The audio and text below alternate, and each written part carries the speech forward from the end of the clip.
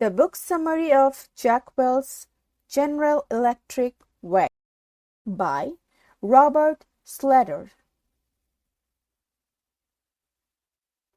Robert Slater's book is an inside account of General Electric's history since Jack Welch became Chief Executive Officer in 1981.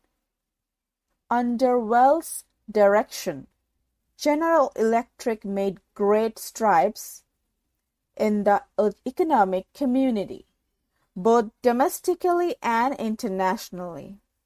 Welch is considered to be the toughest boss and the most admired manager in the United States. Although this is a company biography, it also contains hands-on advice that will serve any company well. It teaches companies how to restructure and how to make their employees more enthusiastic. It offers advice on how to change management and gives many examples of specific ways to help a business become a leader in its field. This well-written, well-organized book is easy to read and very entertaining. Chief executive officers who want to take their companies to a higher level should study it. Today's business leaders can learn a lot from the lessons of Jack Welch. Some key points from this book. Jack Welch is considered the toughest boss and the most admired manager in the United States. Simplify your business as much as possible. Don't overcomplicate it. Business is essentially simple. Fight bureaucracy. Act like a leader, not a manager. Manage less. By doing so, you manage better. Always ask the famous Peter Drucker question. If you weren't already in the business, would you enter it today? If the answer is no, Welch's motto is to fix it, close it, or sell it. If the answer is yes, you want to be number one or number two in the industry. Find out who has the best ideas and implement them. Delayer your organization. Remove whole layers of management. Get rid of conventional rigid budgeting. Instead of thinking about how little money there is, find new ways of spending it.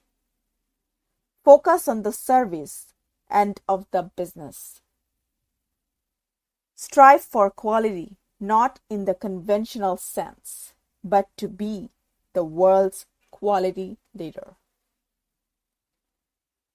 Now I'm gonna tell about summary of this book. America's most admired manager.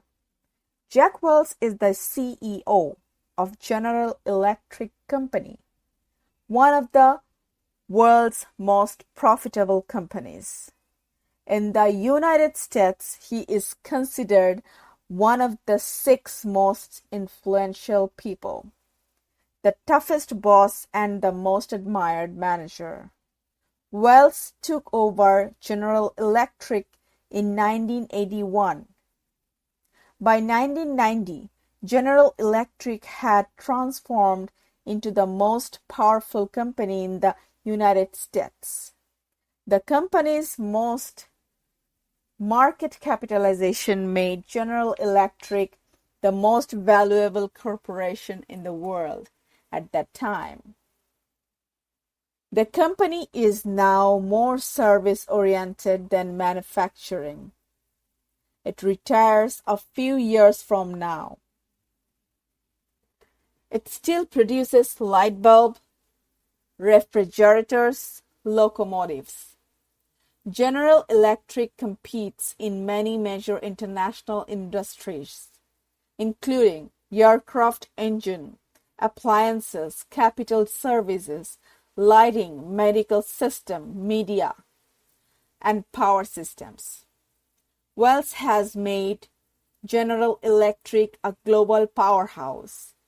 He expects the company to generate the majority of its revenues from overseas. There is some quote I will tell you.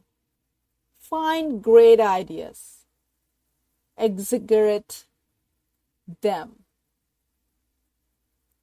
and spread them like hell around the business with the speed of light. Jack Welch instituted an atmosphere in which all 12 of General Electric major businesses learn and share with one another. Welch does not assume that he knows it all. To the contrary, he is always learning. He loves to learn. He believes an organization can always learn something from its competition. He enthusiastically communicates with employees. Welch's 7 messages. Jack Welch has 7 main messages he often conveys as a public speaker. Number 1, business is simple. Number 2, don't make it overly complicated. Number 3, face reality. Number 4, don't be afraid of change. Number 5, fight bureaucracy. Number 6, use the brains of your workers. Number 7, discover who has the best ideas and put those ideas into practice. We want to make our qualities so special, so valuable to our customers, so important to their success that our products become only real value choice. From the quote of Jack Welch. Welch puts these messages into practice. Under Welch, General Electric fosters employee learning and idea sharing. This new attitude toward incorporating learning from all sources improved General Electric's performance. Welch urges companies to face the truth and realities of their businesses. Firms should act quickly, decisively, and should be as honest about their faults as their virtues. By being consistent, he believes you can change people's mind about your company. Delayering General Electric. From the very moment Jack Welch took over the leadership of General Electric, he viewed the company as a bureaucratic dinosaur. He knew General Electric had to change to stay competitive. So, in the early 1980s, he started by dismantling General Electric businesses which were not leaders in their field. When a company examines its business, it has to ask the famous Peter Drucker question: if you weren't already in this business, would you enter it today? If the answer is no, Welch's motto is fix it, close it, sell it. If the answer is yes, then you want to be number 1 or number 2 in that industry.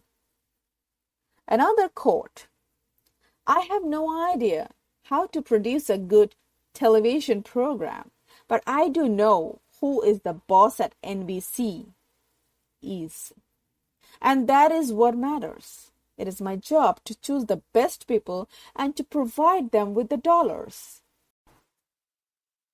Jack Welch's leadership turns his managers into inspirational leaders.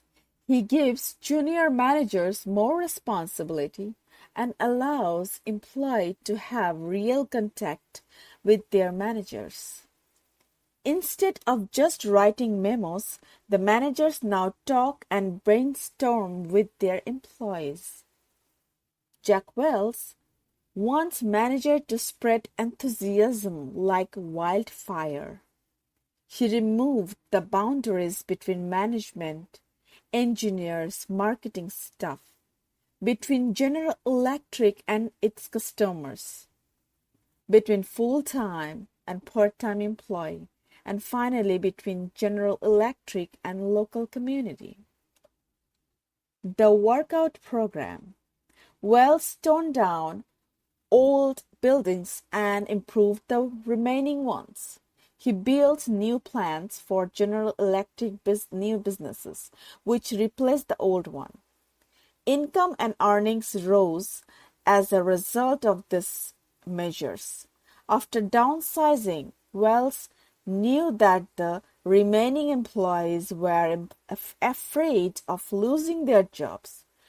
To make them feel more secure, Welch started a new program called Workout. Every layer is a bad layer.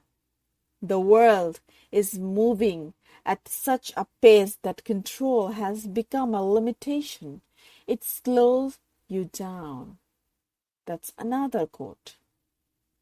The goal of this 10-year program was removing the boss element in General Electric and encouraging all employees to contribute new ideas.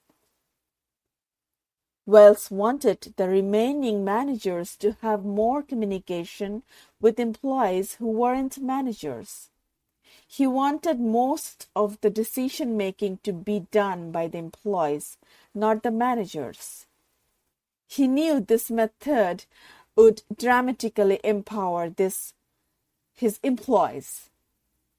Another quote, "Numbers aren't the vision, numbers are the product." We always say that if you had 3 measurements to live by, they had be employee satisfaction, customer satisfaction, and cash flow. The workout program had 2 main components. First, suggestions and ideas from employees were to give in to their managers face to face. If possible, manager had to respond on the spot. Second, Welch held meetings off-site and had employees and managers from all sectors dress very casually for them. This created an atmosphere of sharing. Workout encouraged people to speak up, and they did. Managers had to learn to let the employees criticize the business. Welch knew it was a risk, but he did it anyway and it worked. New performance targets were set and achieved. General Electric quit doing conventional rigid budgeting instead of thinking about how little money that there was. People began to find new ways of spending it. He says, "Dreams are exciting, decimal points aren't." General Electric began announcing a new product every 90 days. General Electric now can design and complete projects in half the time that new launches used to take. Businesses within General Electric produced more and worked faster than ever before. Once the business was simplified, the managers become more enthusiastic and energetic. Welch fostered an atmosphere of self-confidence. Concentrate on the service end. General Electric's primary focus had always been manufacturing. Welch changed that. He began focusing on service. Acquiring NBC in 1985 obviously influenced this change. Welch believes that service-oriented businesses are the right concentration for the new millennium. When you are got people in a job for 15 years, they get stale. They're dead. Only they don't know it. In 1990s, 56% of General Electric was manufacturing oriented. 5 years later, the manufacturing sector was only 43%. Now, instead of just making locomotives, General Electric offers railway customers something new: computer-based dispatching system. General Electric uses technology to help it make the switch to a more service-oriented business.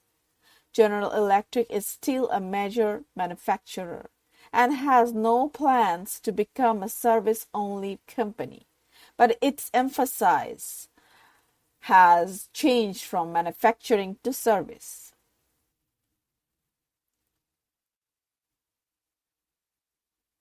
One of the quote, I like that quote. I want General Electric to develop a big company body in a small company soul. It's a very deep word. Financial services have become another component of General Electric's business. General Electric began offering financial services by lending money to customers to buy General Electric products, such as washing machines. Today, the General Electric Credit Company has become the General Electric Capital Company. By offering consumers many financial service products, it has contributed immensely to GE's revenue growth. The company finances cars and equipment, delivers services through the internet, sells insurance and mutual funds, and issues more commercial paper than any other U.S. company. Top quality. Quality drives every General Electric business, whether national or international. Whether electric or financial, Welch believes quality will make General Electric more competitive company on earth. Because quality creates customer satisfaction. Welch wants General Electric to produce the highest quality product in the world and thus to be most competitive. To that end, he instituted the Six Sigma program. The program lists 4 steps to improving quality: measurement, analysis, improvement, and control. Welch is close to achieving the program's goal, reducing the number of errors in products to nearly nothing. Every General Electric employee is involved in this process, which saves time as well as improving quality. Many areas have improved. For example, the time it takes to answer a service call and repair a locomotive. Since Welch implemented the Six Sigma program, the results have gone far beyond his expectation, and the success continued to snowball. Integrity. In spite of General Electric's recent successes, one problem has continued: ethical lapse. In 1985, the federal government accused General Electric of filing incorrect taxes and lying to the government about work it had performed. After that, other ethical problems emerged. In 1989, General Electric was sued in civil court by people who accused the company of issuing faulty time cards. In 1994, a General Electric's T-bond trader shows $350 million in false profits. Welch issued a book about integrity, ordered all General Electric employees to read it, and to tell management they had read it. The book is now issued annually, and ethical practice has become general policy at General Electric. An employee who violates ethical standards is immediately fired. Violations are not tolerated. Training and Development Campus. General Electric is proud of its Leadership Development Center, a campus for junior and senior management.